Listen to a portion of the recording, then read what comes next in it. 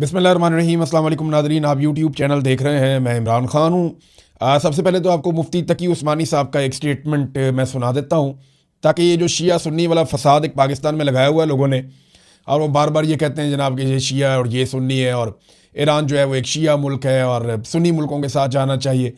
ये लड़ाई हो ही नहीं रही शिया और सुन्नी के अंदर। मुफ्ती तकी उस्मानी साहब जो सुन्नी मकतबा फ़िक्र के लोगों के एक बहुत बड़े आलम दीन है, मुफ्ती हैं, बड़ा नाम है पाकिस्तान में इनका। ये इनका स्टेटमेंट आप सुन लें, ज़रा तसल्ली हो जाएगी बहुत सारे लोगों की। ये सुनिए आप। ईरान के बड़े हिस्से से जो शिया मजहब रखते हैं, हमें अकायद का इख्तिलाफ है, लेकिन खुदा के बंदो ये देखा करो कि किस वक्त किस बात का मौका है। क्या ये वक्त ऐसा है कि इसमें शिया सुन्नी इख्तिलाफात को हवा दी जाए? क्या अमेरिका ने इसलिए हमला किया कि वो तुम्हारे अकायद के खिलाफ रखता था? वो तो एक मुसलमान का नुमाइंदा चूंकि समझा जाता था, इसलिए उसके ऊपर हमला हो रहा है, और वो उसके मुकाबले में डट कर खड़ा हुआ है। उसकी तो इस लिहाज से हमें हिमायत करनी चाहिए। नहीं जी, आपने सुन लिया मुफ्ती तकी उस्मानी साहब को, तो बहुत सारे लोगों को तसल्ली हो जाएगी कि ये शिया सुन्नी मसला नहीं है, ये मसला अमेरिका और इसराइल का ईरान के ऊपर हमले का है। इस हवाले से मैंने एक सर्वे भी करवाया और वो सर्वे में लोग वोट डाल रहे हैं, बल्कि आप यहाँ पे भी अपनी राय दे सकते हैं। हम वो राय शामिल ज़रूर करेंगे अपने नेक्स्ट वीलॉग में कि पाकिस्तान को सऊदी अरब के साथ दिफाई मुआहदे के पेश नज़र ईरान के साथ लड़ाई में उतरना चाहिए या नहीं उतरना चाहिए। इसके ऊपर आप अपनी राय दे दें तो चीज़ें बड़ी क्लियर हो जाएंगी। अब नाज़रीन, एक रिपोर्ट आई है आलमी सतह पर, और ये बड़ी खौफनाक रिपोर्ट है। ये पाकिस्तान को हिला देने वाली रिपोर्ट है, और ये तोहफ़ा पाकिस्तान को पाकिस्तान की इंटेलिजेंस एजेंसियों ने और पाकिस्तान की मिलिट्री एस्टेब्लिशमेंट ने दिया है। पाकिस्तान जहाँ पे दहशतगर्दी लगातार ख़त्म हो रही थी, पाकिस्तान सयाहों के लिए एक बेहतरीन डेस्टिनेशन बन रहा था। 2021-22 में सयाह जो हैं वो पाकिस्तान में आ रहे थे, हालात बहुत नॉर्मलाइज हो चुके थे, ड्रोन हमले ख़त्म हो चुके थे और कबायली इलाकों में बड़ा सुकून था। लेकिन उसके बाद जनरल बाजवा ने, जनरल फैज़ हमीद ने और जनरल नदीम अंजुम ने शहबाज शरीफ और उनके साथियों के साथ मिलकर दहशतगर्दों को लाकर खैबर पख्तूनख्वा में बसाया, और बॉर्डरों से बाकायदा फ़ौज ने दहशतगर्दों को गुजार कर पाकिस्तान में लाकर बसाया। अब दहशतगर्दी बढ़ना शुरू हो गई है। तो ये एक नया डाटा आया मेरे पास, ये मैं आपको दिखाता हूँ। ये है जी ग्लोबल टेररिज्म इंडेक्स। ये जो द ग्लोबल टेररिज्म इंडेक्स है, ये हर साल जारी किया जाता है और ये इंटरनेशनली जारी होता है। तमाम ममालिक का डाटा इसके अंदर रखा जाता है। 163 ममालिक हैं जो कवर करते हैं दुनिया की लगभग 99% आबादी को, वो उसका सारा डाटा यहाँ पे हमारे पास मौजूद है। Institute of Economics and Peace, ये जनाब इदारा है जहाँ से ये रिपोर्ट जारी होती है। अब इस रिपोर्ट में पाकिस्तान दुनिया में दहशतगर्दी से मुतासरा ममालिक की फहरिस्त में पहले नंबर पे आ गया, और ये फील्ड मार्शल आसिम मुनीर साहब के दौर में हुआ। फील्ड मार्शल का टाइटल उन्हें मिल गया। एयरफोर्स ने तैयारे गिराए थे, ताहयात इस्तिस्ना भी उन्होंने ले लिया, 5 साल की एक्सटेंशन भी उन्होंने ले ली, और पाकिस्तान इस वक्त दहशतगर्दी से मुतासरा ममालिक की फहरिस्त में पहले नंबर पे है। अंदाजा करें आप, हमारा नंबर पहला है और हमारा रिकॉर्ड सबसे ज़्यादा। और ये किस बुनियाद के ऊपर ये बनाते हैं? नंबर 1 दहशतगर्दी के वाक़यात, नंबर 2 दहशतगर्दी में कितनी जानें गई, नंबर 3 दहशतगर्दी में कितने जख्मी हुए, नंबर 4 दहशतगर्दी में कितने लोगों को अगवा किया गया या उन्हें यरगमाल बनाया गया। इन 4 चीज़ों की बुनियाद पे वाक़यात, कत्ल, ज़ख्मी और अगवा करना, यरगमाल बनाना, इस नुक्ता नज़र से पाकिस्तान दुनिया में नंबर 1 आ गया। ये है जनाब पाकिस्तान की हालत। अफ़गानिस्तान के ऊपर हम इल्ज़ाम लगाते हैं कि दहशतगर्दी वो कर रहे हैं पाकिस्तान में, तो अफ़गानिस्तान दहशतगर्दी के मामलात पे नंबर 11 में है पूरी दुनिया में डाटा में। जो शाम है वो नंबर 6 पे है, जहाँ पे आप बदतरीन, जिसकी मिसालें आसिम मुनीर साहब, जिन जिन मुल्कों की आसिम मुनीर साहब ने मिसालें दी है ना कि आप लिबिया बन जाएंगे, आप शाम बन जाएंगे, आप इराक बन जाएंगे, आप अफ़गानिस्तान बन जाएंगे अगर पाक फ़ौज ना हो, तो वो ये कहते थे ना हमें। तो ये देखें आप, इराक 16वें नंबर पे है दहशतगर्दी के इंडेक्स में, भारत 13वें नंबर पे है, यमन 25वें नंबर पे है, शाम 6ठे नंबर पे है, और एक मुल्क है बुर्किना फासो, ये अफ्रीकी मुल्क है, बहुत ही दूर दराज। ये पहले नंबर पे था पिछले साल, इस साल ये दूसरे नंबर पे आ गया। 2.25 करोड़ इसकी आबादी है, इतना कोई बड़ा मुल्क नहीं है ये। तो अफगानिस्तान नंबर 11 पे चला गया दहशतगर्दी के मामलात में, और पाकिस्तान पहले नंबर पे। ये तोहफा पाकिस्तान को पाकिस्तान की मिलिट्री एस्टेब्लिशमेंट ने इसलिए दिया कि उन्होंने इमरान खान को कमज़ोर करना था, उसकी सियासत को तबाह करना था। वो खैबर पख्तूनख्वा में तगड़े थे, लिहाजा खैबर पख्तूनख्वा में दहशतगर्दों को इंपोर्ट किया गया जानबूझकर। जो मौका था अफगान हुकूमत के साथ मिलकर दहशतगर्दों को ख़त्म करने का, वो मौका इन्होंने ज़ाया किया, और अब अफगानिस्तान के साथ अलग लड़ाई लड़ रहे हैं, दहशतगर्दी के वाक़यात अलग पाकिस्तान में हो रहे हैं। उम्मीद करते हैं कि दहशतगर्दी पाकिस्तान में ख़त्म होगी, क्योंकि दहशतगर्दी के साथ कोई भी मुल्क आगे नहीं बढ़ सकता, उसमें सियाहत नहीं आ सकती। यहाँ जो काम होता है ना, इमरान खान की मुखालफत में होता है। मिसाल के तौर पे इमरान खान साहब की मुलाकातें भी रोक दी गई, यानी ईद पे भी साबिक वज़ीर आज़म को अपनी फैमिली से मिलने की इजाज़त नहीं दी गई, उन्हें नए कपड़े भी नहीं दिए गए। ये हालात किए गए इमरान खान साहब के साथ। लेकिन जब नवाज शरीफ साहब जेल में थे तो तब क्या हुआ था? ये खबर आई थी कि मुस्लिम लीग नून के सदर और अपोजिशन लीडर शहबाज शरीफ ने अहले खाना के हमरा अडियाला जेल में साबिक वज़ीर आज़म नवाज शरीफ और मरियम नवाज से मुलाकात की।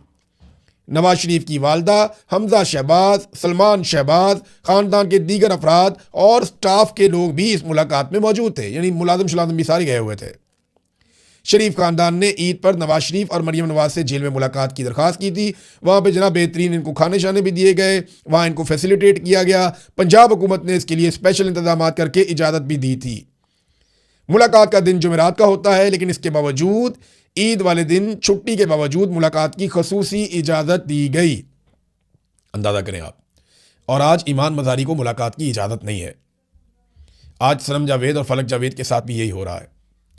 आज ईद की नमाज़ पढ़ने के लिए भी शाह महमूद कुरैशी को, इमरान खान को और जो बाकी लोग हैं, महमूद रशीद साहब हैं, एजाज चौधरी साहब हैं, उमर चीमा साहब हैं और दीगर लोग हैं, किसी को भी नमाज ईद की पढ़ने की इजाज़त नहीं दी गई। क्यों?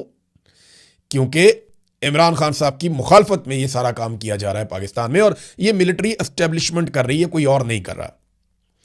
हालात पाकिस्तान के इन्होंने यहाँ तक पहुँचा दिए हैं कि PSL के मैचेस अब पाकिस्तान में ये खुले स्टेडियम्स के अंदर नहीं करवा पा रहे, यानी मैच होगा लेकिन फैंस नहीं आएंगे। बहाने लगाते हैं जनाब हम तो बहरान से बचने के लिए पैसा बचा रहे हैं। लोग अपने टिकट जिन्होंने खरीद लिए हैं वो आके तो वापस आने के लिए भी उन्होंने मोटरसाइकिल पे गाड़ी पे आना है, तो वही उनको आप मैच देखने के लिए आने दें। लेकिन नहीं, रीज़न कुछ और है। ये को पैसा वैसा नहीं बचा रहे। पैसा बचाना होता तो IPP के साथ जो घटिया मुआहदे किए हुए हैं वो ख़त्म कर देते। IPP जो बिजली पैदा करते ही नहीं है, लेकिन इसके बावजूद हम उन्हें बिल देते हैं, क्योंकि नवाज शरीफ साहब ने ऐसे घटिया मुआहदे IPP के साथ कर लिए थे जो कौम के गले की हड्डी बन गए। IPP 1 यूनिट बिजली बनाते हैं और 3 यूनिट बिजली के पैसे लेते हैं। कई IPP ऐसे हैं जो बिजली बनाते ही नहीं हैं और बिजली के पैसे लेते हैं कौम से। तो अगर पैसा बचाना है तो वहाँ पे बचाओ ना, बेशर्मी जो वहाँ पे की हुई है। अब ये कह रहे हैं जनाब कौम को हम स्टेडियम में नहीं आने देंगे। वजह मैं आपको बताता हूँ। पाकिस्तान में दहशतगर्दी के शदीद खौफनाक खदशात हैं, और ये पाकिस्तान की एस्टेब्लिशमेंट का दिया हुआ तोहफा है, नाकामी है पाकिस्तान की। ये वज़ीर दाखिला जो पाकिस्तान का है वो पाकिस्तान में अपनी नाकामी को कह रहे जी हम क्योंकि हालात बचाने के लिए तो हम अब क्रिकेट के मैदान में फैंस को नहीं आने देंगे। मामला ये है कि इंतहाई गैर मकबूल हो चुके हैं। इन्हें खतरा है कि क्रिकेट के मैदान में लोग ईरान के हक में बात करेंगे, क्रिकेट के मैदान में लोग इमरान खान के हक में बात करेंगे, वो पहले भी होती रहती है। और क्रिकेट के मैदान में ये लोगों को इसलिए भी नहीं आने दे रहे कि दहशतगर्दी के बड़े खौफनाक खदशात हैं पाकिस्तान में। यहाँ इन्होंने पाकिस्तान को पहुँचा दिया, और ये कौम का सबसे पसंदीदा खेल है। लेकिन इसके बावजूद हालात ये हैं कि जो कौमी टीम का साबिक कोच है गैरी क्रिस्टन, उसने इंकशाफ किया है कि पाकिस्तान में कोचिंग के दौरान बहुत ज़्यादा मुदाखलत देखी है।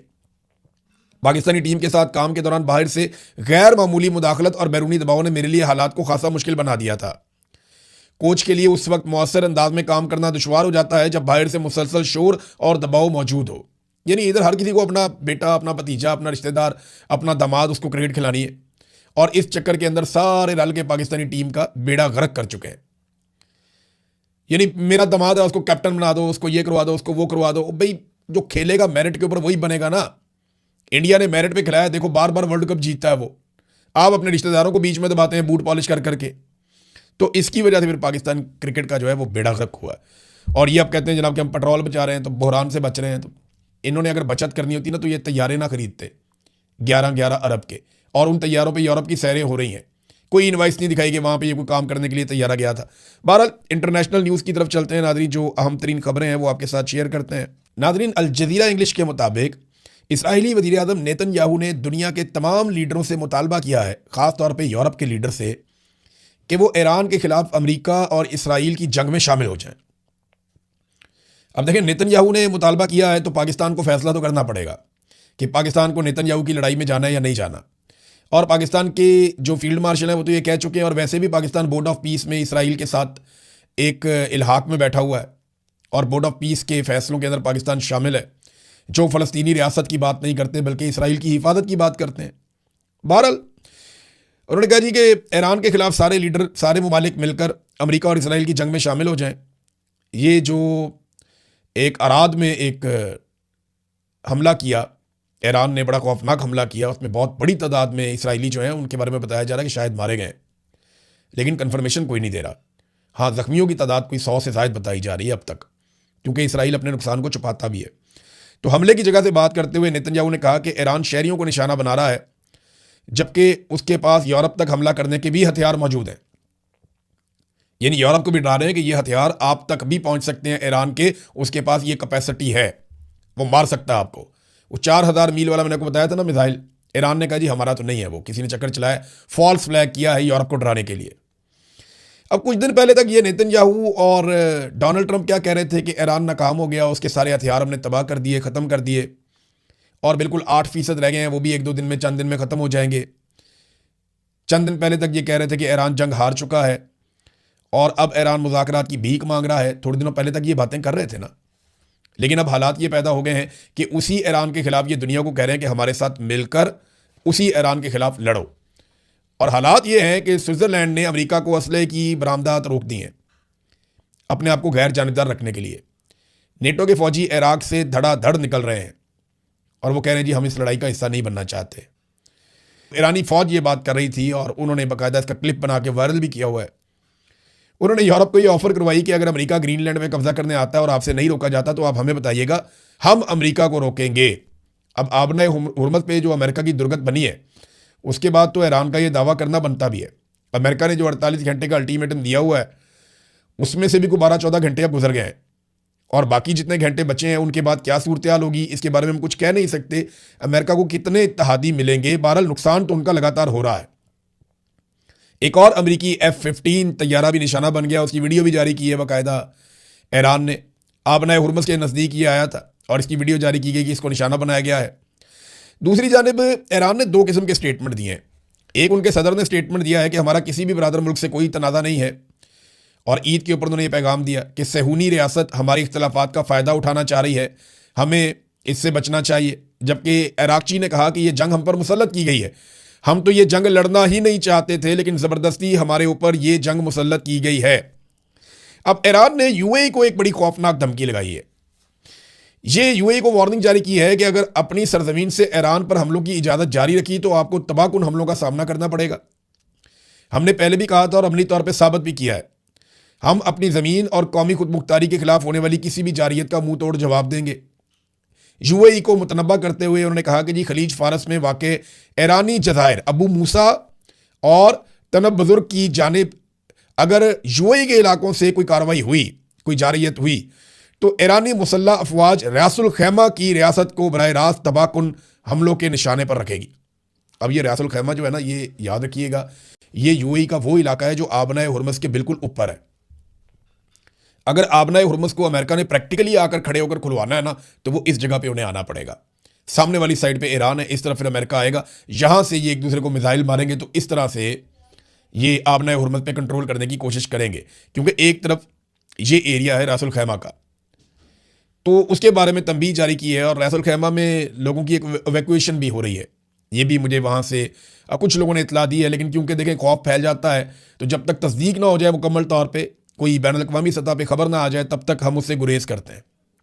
क्योंकि यहाँ तो इतनी कहानियाँ हैं मार्केट में, एक से बढ़ के एक झूठ लोग बोल रहे हैं, पुरानी तस्वीरें निकाल के लगा देते हैं कि जनाब ये हो गया वो हो गया। तो जो चीज़ें मुस्तनद हैं, जिनकी मैं आपको तस्दीक कर सकता हूँ, वही चीज़ें मैं आपके सामने रखूँगा। बरतानिया की एक न्यूक्लियर आबदोज़ है, उसके बारे में बताया जा रहा है कि वो बहरे अरब में पहुँच गई है और ये इसी जंग के तनाजुर में पहुँची है।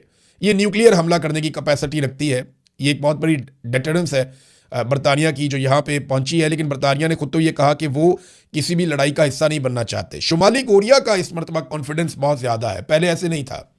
जब इराक के ऊपर अमेरिका ने अपने इत्तेहादियों के साथ मिलकर 2003 में हमला किया था तो किम जोंग उन जो हैं ये गायब हो गए थे 50 दिनों के लिए, ये मंजर आम से हट गए थे और काफ़ी दूर चले गए थे अपने कैपिटल को छोड़कर, क्योंकि उन्हें उस वक्त खतरा था कि अटैक ही ना हो जाए हमारे ऊपर, या मेरे साथ भी वही ना हो जाए जो इस वक्त इराक में हो रहा है।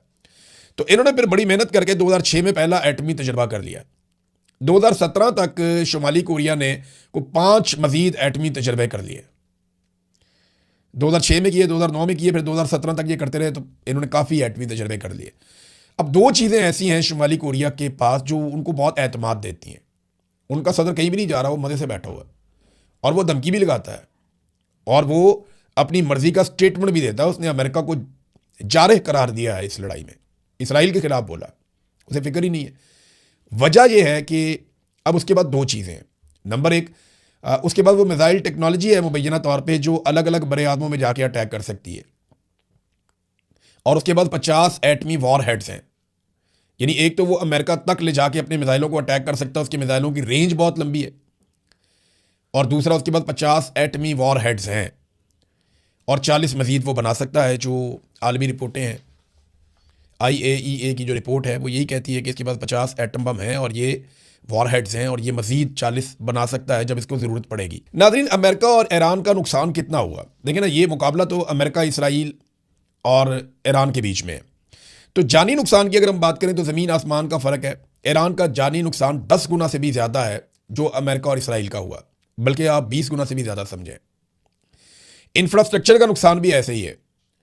ईरान में चाहे रिहायशी इमारतें हों, चाहे कमर्शियल इमारतें हों, चाहे बाकी जगह हों या फ़ौजी तनसीबात हों, उनका नुकसान बहुत बड़ा है। बहुत बड़े पैमाने पर अमेरिका ने और इसराइल ने वहाँ पे नुकसान किया है, जबकि अमेरिका और इसराइल का नुकसान इसके मुकाबले में कम है अगर आप नंबर्स में देखें तो।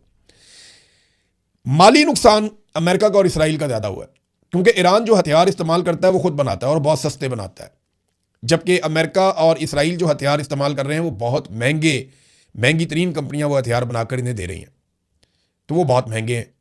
लिहाजा यहाँ पे अमेरिका को और इसराइल को बहुत ज़्यादा नुकसान हो रहा है। रोज़ाना लगभग 1 से 1.5 अरब डॉलर अमेरिका के लग जाते हैं, और जो तबाही उनकी हो रही है वो अलग है। साख का नुकसान, यानी जो क्रेडिबिलिटी थी अमेरिका की वो फ़ारिग हो गई। अब उनके पास वो क्रेडिबिलिटी नहीं है जो वो पहले इंजॉय करते थे कि जिसको चाहे मार दिया, जिसको चाहे छेड़ दिया, जो चाहे करवा लिया। अब अमेरिका की वो मिथ टूट गई है, वो वाला उनके पास डंडा अब नहीं है जो चौधराहट वाला डंडा उनके पास पहले था।